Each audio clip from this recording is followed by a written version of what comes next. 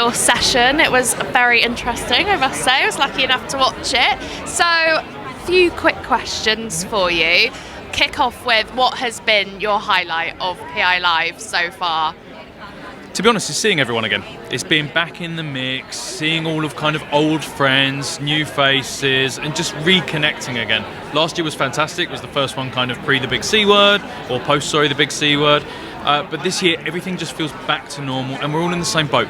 We're all battling something that's coming up. Consumers are in a very difficult place right now, and it's our responsibility to work together to hopefully solve that.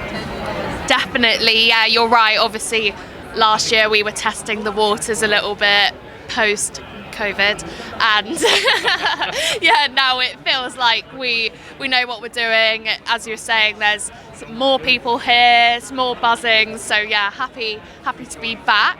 So you just had a panel session where you were discussing the recession from 2008 and some of the things that we can learn going into, I guess, the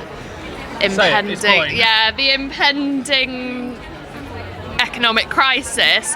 So from that session and just from your own thoughts, what do you think one key takeaway is that affiliate marketers should keep in mind when entering this period? I'm going to build out on that and say there's two, but they are married together. Okay. So one of them is don't stop testing, don't stop learning. Technology has changed a hell of a lot between 2008 and now. Social media wasn't what it is now. The way that we shop, the way that we consume items is very, very different. We saw this massive burst in 2008 at the back of that of daily deal sites, voucher codes and cashback sites. You're going to see something very similar this time around. So keep spending, keep getting customers in, spend wisely of course, but retain those customers. Use tools that are efficient, that communicate with the customers. Email marketing, push notification, create emotional connection with those users and keep them. Definitely, and as you guys mentioned in the session as well, compared to 2008, now consumers have way more access to media and different types of media as well, so that should be utilised wherever possible. So is there any way that you think the affiliate channel might actually benefit from the recession in a way that it didn't in 2008, if that's possible?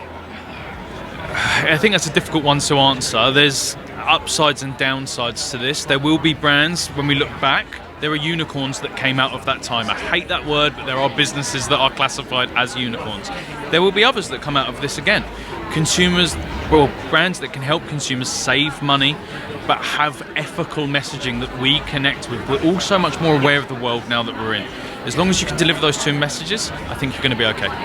Yeah, definitely. There was some big unicorn brands mentioned in the session as well, and as you were saying in the session, continuing with that investment rather than stripping back is only going to help you long term. So yeah, last question.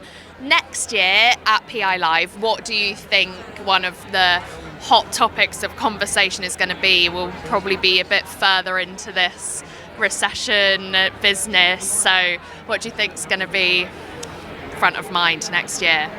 So brand-to-brand partnerships are becoming a bigger and bigger thing that we talk about, but it's a bit of a buzzword at the moment.